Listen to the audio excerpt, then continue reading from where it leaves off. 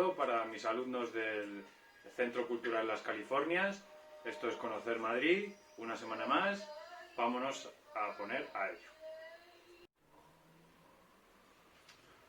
Pues esta semana vamos a hablar del barrio de Argüelles.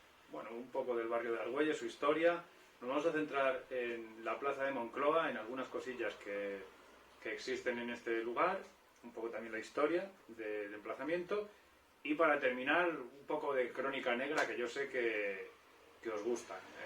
La semana pasada terminamos fuerte con este tema de la crónica negra. Bueno, pues hoy otra pildorita de crónica negra.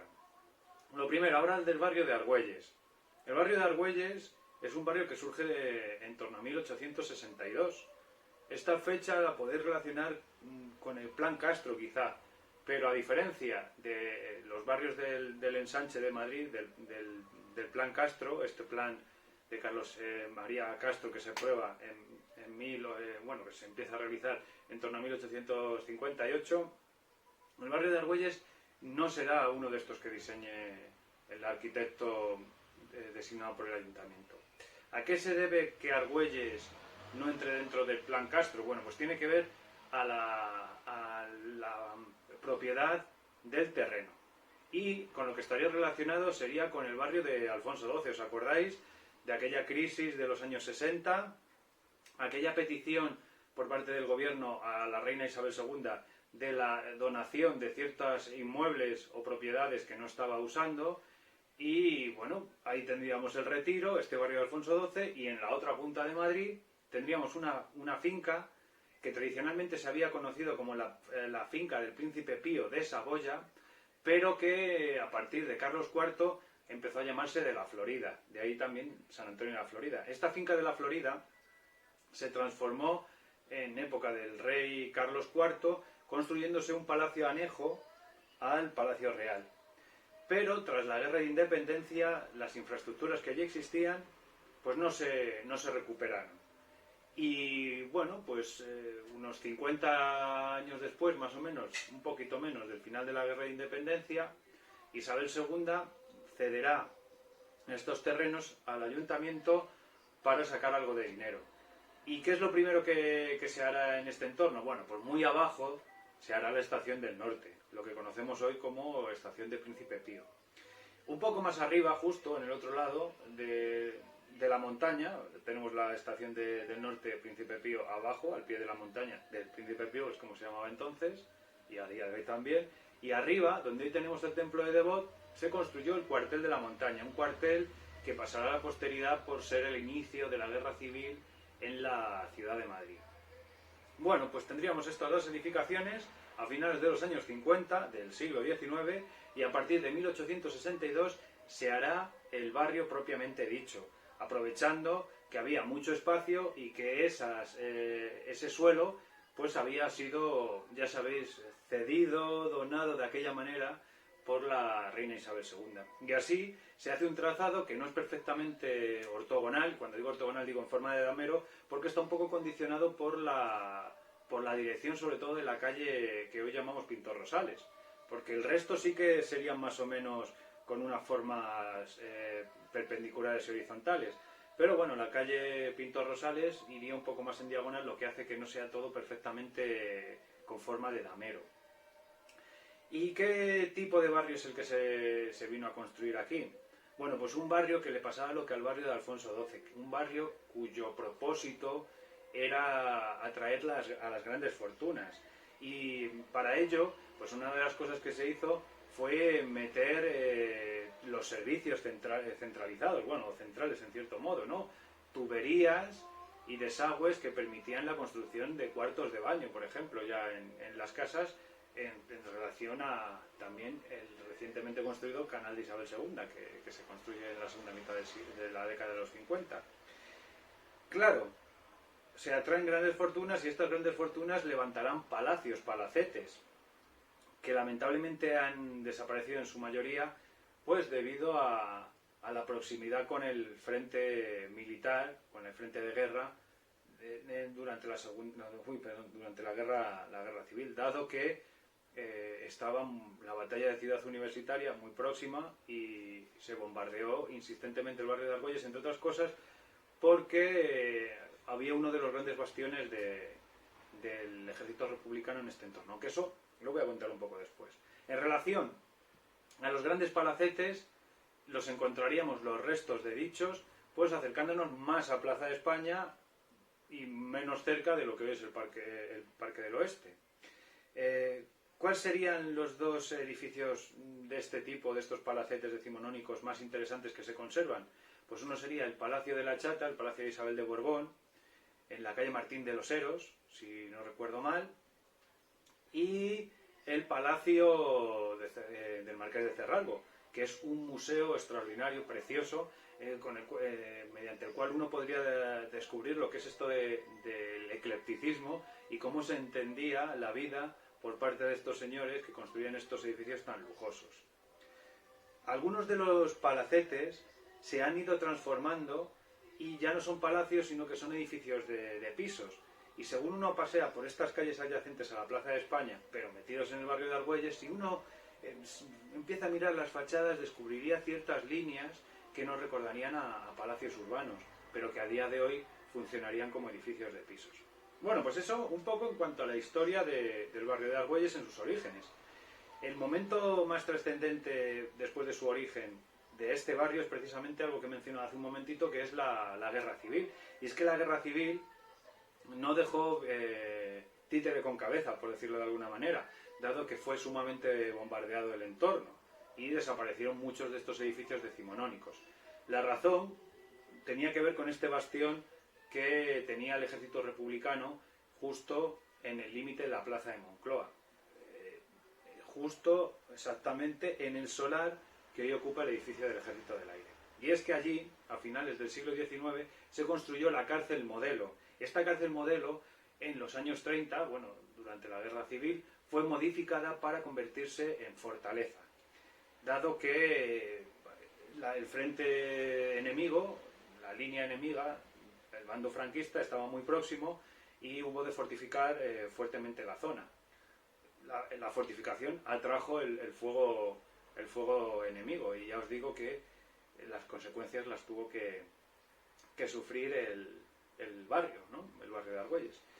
Y bueno, ya un poco contada esta historia, la parte más trascendental del barrio de Argüelles, pues quería hablaros un poco de un entorno que era el lugar donde hubiéramos quedado, que es en la plaza de Moncloa, y explicaros un poco cuándo se crea, algunos nombres que ha tenido y edificios importantes o elementos que podemos observar desde la propia plaza o que están dentro de la propia plaza. Lo primero, la plaza recibió el nombre de Cánovas del Castillo cuando se construye en torno a 1880 más o menos.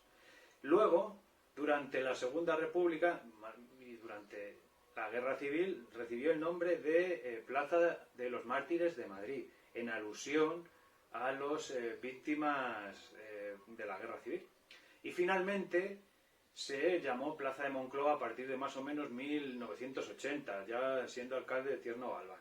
¿Qué nos encontramos en la plaza? Bueno, pues tendríamos un edificio enorme, que es este edificio del Ejército del Aire, que sería en estilo neoherreriano y que vendría no solo a contener este ministerio del Ejército del Aire, sino que albergaría todo el entorno de la plaza, diferentes edificios relacionados precisamente con el edificio del Ejército del Aire, porque si tenéis la plaza en mente, tendríamos por un lado este edificio que recordaría un poco al Escorial y enfrente tendríamos uno de esos edificios del mismo estilo que en su día se construyeron como viviendas militares para los trabajadores de dicho ministerio. Y que pasaría un poquito como lo que pasa en el monasterio del Escorial, que tendríamos el monasterio del Escorial y enfrente esos edificios también antiguos que se construyeron para las casas de los trabajadores y criados del rey Felipe II, ¿no? Dentro de la plaza tendríamos un monumento dedicado al Plus Ultra, una de las hazañas de la aviación española más importantes de toda su historia, que fue la primera vez que se cruzó el Atlántico sin escalas. Lo que se utilizó fue un hidroavión. Este hidroavión aterrizó en Argentina, fue donado por parte del gobierno español al gobierno argentino, y no penséis que lo que hicieron con él fue meterlo en un museo. No, ese avión se utilizó como avión correo. Daos cuenta de las dimensiones de Argentina. Y durante más de una década estuvo sirviendo a la distribución del correo. Luego finalmente sí, ya cuando el avión empezó a quedarse un poco mayor, lo metieron en un edificio, y allí, si fuerais a Argentina, en Buenos Aires, lo conservan. El Plus Ultra. ¿Qué más cosas quiero contaros sobre la plaza? Pues dos edificios que se ven a lo lejos desde la plaza. Uno sería uno de los edificios de los años 40 más bonitos que tenemos en Madrid, que es el Museo de América, que si no lo conocéis es muy interesante, es una maravilla en cuanto al uso del ladrillo, y es muy bonito también en cuanto a su colección. Una colección que tiene una voluntad más antropológica que cualquier otra cosa. No tendríamos una colección desde el punto de vista histórico o arqueológico, sino desde el punto de vista del ser humano, los usos y costumbres de los pueblos americanos. Y ya os digo, el edificio sería neocolonial, que se llama, es decir, neobarroco colonial, y de verdad el uso del ladrillo en sus bóvedas interiores y en el claustro es espectacular. Y al lado, un edificio o una estructura, no sabría si llamarlo edificio, que es muy señero y que ha dado muchos problemas, que es el Faro de Moncloa. El Faro de Moncloa, que cuando yo lo vi por primera vez, yo vine en los años 90, bueno, vendría antes de pequeño a Madrid, pero ya siendo adolescente, teniendo conciencia de estar en Madrid, pues yo vine desde el oeste, ¿no?, por la A6, y veía aquel enorme faro o aquella enorme estructura, y yo pensé, esto tiene que llevar aquí muchísimo tiempo, desde los años 70, y en eso yo me quedé, porque realmente la estructura, el diseño, tiene que ver mucho con la arquitectura de los años 70 en Estados Unidos, con lo que se llaman las needles, las agujas, ¿no? Sin embargo, aunque su sabor es completamente setentero, resulta que el edificio o estructura es de 1990. Yo pienso que el arquitecto se la coló un poco al ayuntamiento, porque era algo que ya estaba bastante obsoleto cuando se construye. ¿Cuál era el objetivo de este edificio? Bueno, pues una torre para recepción de comunicaciones, una antena, claro, pero crear un mirador. El edificio estaba agafado y ya mal pergeñado. De hecho, dio siempre muchos problemas. Oscilaba demasiado con el viento, y un dato curioso es que la escalera de caracol, que nos permite subir hasta sus 92 metros de altitud, pues se cargaba de electricidad estática, bueno, como todo el edificio. Entonces, cuando uno subía por la escalera, si cometía el error de agarrar las dos barandillas, sufría, hombre, no unas descargas muy graves ni muy serias, pero desde luego que molestas, de esta electricidad estática. El edificio fue cerrado en 2009. O sea, ya os digo que esto se venía cayendo a cachos, no acababa de ser todo lo productivo que se esperaba, y por ciertas amenazas de derrumbe por problemas estructurales, el ayuntamiento lo cierra en 2009 y lo tiene cerrado prácticamente una década, no llega a una década, porque lo abren en el 2017, y el día que lo estrenan, pues el gafe que tiene este edificio pues se vuelve a poner de manifiesto, porque varios de los paneles que hacen el vientre de esa estructura que hace las veces de mirador fueron a caerse encima de la A6, y la maquinaria del ascensor se prendió fuego, con lo cual tuvieron que cerrarlo otro año más, ¿no? Bueno, si no lo conocéis, pues es una buena visita. De hecho, acondicionaron el vestíbulo, es mucho más cómodo, mucho más accesible de lo que era pues antes de que se hiciera una reforma que le costó al ayuntamiento 4,5 millones. Si fuéramos un poquito más en dirección a nosotros, desde la plaza de Moncloa, nos encontraríamos el Arco de la Victoria. Este es un arco que hace alusión a la victoria del bando franquista sobre el bando republicano, concretamente en la victoria hace alusión a la victoria de la batalla de Ciudad Universitaria, y venía a significar no solo esta conmemoración de la victoria, sino también la inauguración por fin de la Ciudad Universitaria, un proyecto que se inicia en época de Alfonso XIII, pero que por diferentes vicisitudes y sobre todo por la guerra civil, pues se retrasará hasta los años 40. Este monumento pues viene a indicar una idea de cómo era aquella sociedad, donde se pretendían unir de manera común estamentos como el ejército, la iglesia y la propia enseñanza universitaria. El edificio mide unos 40 y tantos metros, 42 metros si no recuerdo mal, de alto. Arriba tiene una cuadriga que es regida por la diosa Atenea, diosa del conocimiento y de la sabiduría, y esa estructura, aunque desde abajo engaña, tiene una altura de casi 8 metros de alto, solo la escultura de Atenea. Si nos metemos un poquito más hacia la plaza, vemos un edificio que es así un poquito raro, que está pegando con uno de los dos accesos al intercambiador que se construye precisamente en el 2009, y este edificio, que a día de hoy funciona como edificio de distrito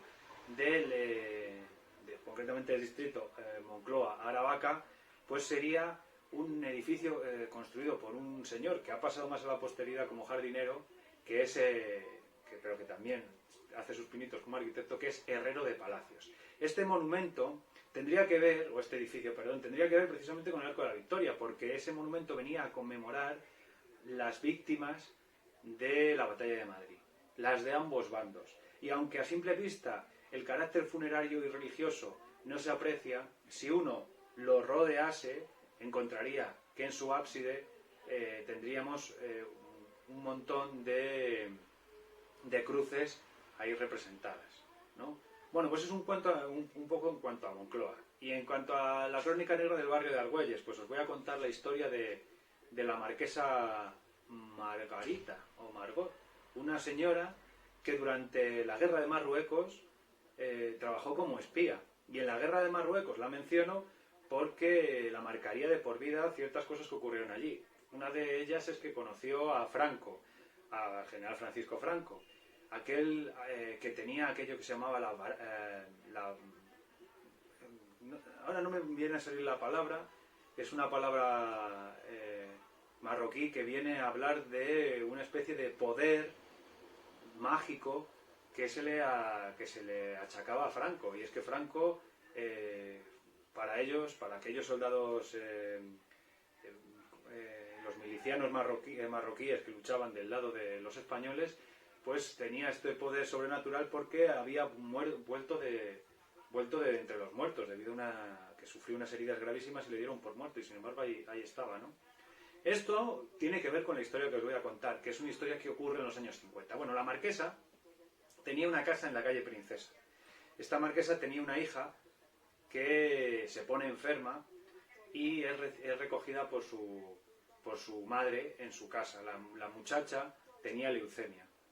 Y bueno, la muchacha se muere. Y aquí es cuando empieza la historia truculenta, y que tiene que ver un poco con esto de la resurrección, ¿no? La mujer se encierra en la habitación con el cadáver de la joven y no deja que nadie entre dentro del dormitorio. Es más, ordena que se meta en el dormitorio un ataúd, y dentro de ese ataúd es sacada la muchacha y enterrada sin que nadie pueda ver a la difunta. Un hermano de la difunta denuncia a la madre porque se teme que haya hecho alguna tropelía con el cadáver, y bueno, la policía acude discretamente, porque esta señora, ya os digo, que estaba muy bien relacionada, acude discretamente a investigar en el piso. Y allí se encontrarán dentro de una lechera, ¿os acordáis de las lecheras esas de metal que se utilizaban antiguamente? Una mano que correspondía precisamente a la pobre joven. Y investigando más, encontraron armarios llenos de frascos donde había un montón de vísceras de animales, entre ellos cabezas de perros, hígados, ojos, y entre todos aquellos frascos se fueron a encontrar, ya os dije que esto era crónica negra y bastante morboso, la lengua y los ojos de la chica. Al final se corrió un tupido velo sobre esta situación y no se publicó ni se investigó más allá, pero a la mujer, a la marquesa, pues la acabaron metiendo temporalmente en un psiquiátrico. ¿Por qué estaba mutilado el cadáver de la joven? Bueno, pues tiene que ver con lo que os he contado de esto de la resurrección, y es que la mujer intentó hacer un ritual de resurrección de su hija. Un ritual, como podéis imaginar, fallido. Y todas estas partes desmembradas tenían que ver con los requisitos necesarios para que se diera este milagro, o este acto de magia negra. Bueno, eso es todo por esta semana. Espero que os haya gustado, espero que no os haya impresionado demasiado esta historia de la marquesa. Y nada, os emplazo la próxima semana para un vídeo más de Conocer Madrid. Ya os digo, lo que siempre termino diciendo, cuidaos, no os confiéis, estamos muy cerca ya de terminar esto, pero no os toméis las cosas a la ligera, por favor. Muchas gracias. Hasta pronto.